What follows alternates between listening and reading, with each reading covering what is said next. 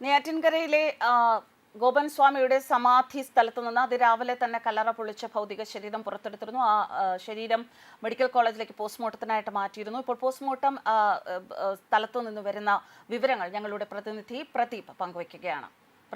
നെയ്യാറ്റിൻകര ഗോപന്റെ കല്ലറ പൊളിച്ച് മൃതദേഹം പുറത്തെടുത്ത് പോസ്റ്റ്മോർട്ടത്തിനായി തിരുവനന്തപുരം മെഡിക്കൽ കോളേജിലെത്തിച്ചു. പോസ്റ്റ്മോർട്ടം നടപടികൾ നടന്നുവരികയാണ്.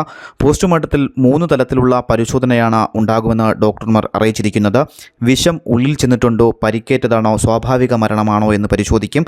കല്ലറയ്ക്കുള്ളിൽ ഇരിക്കുന്ന നിലയിലായിരുന്നു മൃതദേഹം. നെഞ്ചുവരെ പൂജാതി ദ്രവ്യങ്ങൾ കൊണ്ട് മൂടിയ നിലയിലായിരുന്നു. വിഷാംശം ഉണ്ടോ എന്നറിയാൻ ആന്തരിക അവയവങ്ങളുടെ സാമ്പിൾ ശേഖരിക്കും. പരിശോധനയുടെ ഫലം വരാൻ ഒരാഴ്ചയെങ്കിലും എടുക്കുമെന്നാണ് അധികൃതർ അറിയിക്കുന്നത്.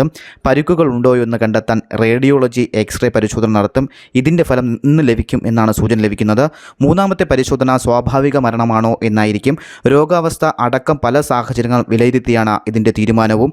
മരിച്ച ഗോപൻ തന്നെ എന്ന് ശാസ്ത്രീയമായി തെളിയിക്കാൻ DNA പരിശോധന നടത്തുമെന്നുള്ള ഒരു സൂചനയും ലഭിക്കുന്നുണ്ട്.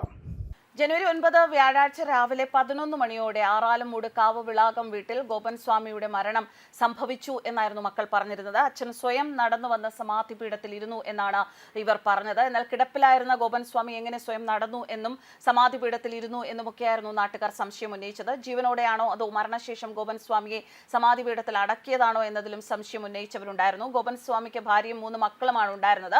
ഇതിൽ ഒരു മകൻ നേരത്തെ മരിച്ചിരുന്നതായാണ് സമീപവാസികൾ മൊഴി നൽകുന്നത്. ക്ഷേത്ര സ്ഥാപകനും പൂജാരിയുമായ ഗോപൻ സ്വാമി നേരത്തെ ചുമട്ടുതൊഴിലാളിയായിരുന്നു എന്നാണ് അയൽക്കാർ നൽകുന്ന വിശദീകരണം. ആത്മീയതയുടെ വഴിയിലായതോടെയാണ് അദ്ദേഹം ഒരു ക്ഷേത്രം നിർമ്മിക്കാനും പൂജ ചെയ്യാനും ഒക്കെ തുടങ്ങിയത്. സമാധിയിരിക്കാൻ 5 വർഷം മുൻപാണ് ഈ പത്മപീഠം നിർമ്മിച്ചത് എന്ന് അറിയുന്നു. നേരത്തെ വീടിന് സമീപത്തെ ക്ഷേത്രത്തിലേക്ക് ആളുകളൊക്കെ വന്നിരുന്നു. പക്ഷേ ഏതാനും നാളുകളായി ക്ഷേത്രം അടച്ചിട്ട നിലയിലായിരുന്നു.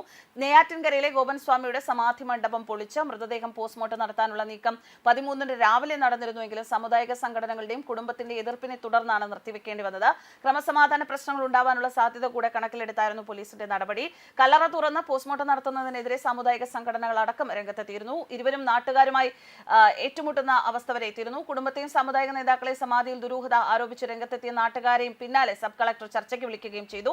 മരണവിവരം അയൽവാസികളെ പോലും അറിയിക്കാത്തതിനെ തുടർന്നാണ് നാട്ടുകാർ ദുരൂഹത ആരോപിച്ച് പോലീസിനെ സമീപിച്ചത്. നാട്ടുകാരായ 2 പേർ നൽകിയ പരാതിയുടെ അടിസ്ഥാനത്തിൽ ഗോപൻ സ്വാമിയെ കാണാനില്ല എന്നായിരുന്നു പോലീസ് കേസ് എടുത്തത്. ഗോപൻ സ്വാമി സ്ഥാപിച്ച ക്ഷേത്രത്തിന്റെ നടത്തിപ്പുമായി ബന്ധപ്പെട്ട ചിലർക്ക് പ്രശ്നങ്ങൾ ഉണ്ടായിരുന്നുവെന്ന് അതിന്റെ പേരിലാണ് അദ്ദേഹത്തിന്റെ മരണത്തിൽ ദുരൂഹത ആരോപിച്ചത് എന്നുമായിരുന്നു കുടുംബത്തിന്റെ ആരോപണം. കല്ലറയല്ല, സമാധി മണ്ഡപമാണ് ഗോപൻ സ്വാമി അടക്കിയിരിക്കുന്ന ഇടം എന്നായിരുന്നു കുടുംബത്തിന്റെയും സമുദായ സംഘടനകളുടെ അവകാശവാദം. അത് തകർക്കാൻ അനുവദിക്കില്ലെന്നും മതവും വിശ്വാസവും ആചാരങ്ങളും നടത്താനുള്ള അവകാശം ഭരണഘടന നൽകുന്നുണ്ട് എന്നും കുടുംബവും സമുദായ സംഘടനകളും പറഞ്ഞിരുന്നു. ആചാരങ്ങൾക്ക് തങ്ങൾ എതിരല്ല എന്നും ഗോപൻ സ്വാമി എങ്ങനെയാണ് മരണപ്പെട്ടത് എന്ന് അറിയണമെന്നേ തങ്ങൾക്കുള്ളൂ എന്നാണ് നാട്ടുകാർ പറഞ്ഞത്. എന്തായാലും ഇപ്പോൾ അതിന്റെ തുടർ നടപടികൾ തന്നെയാണ് നടന്നുകൊണ്ടിരിക്കുന്നത്. പോസ്റ്റ്മോർട്ടം റിപ്പോർട്ടിന് ശേഷം എന്താണ് ഗോപൻ സ്വാമിക്ക് യഥാർത്ഥത്തിൽ സംഭവിച്ചത് എന്ന ലോകം അറിയും. News desk കർമാനസ്.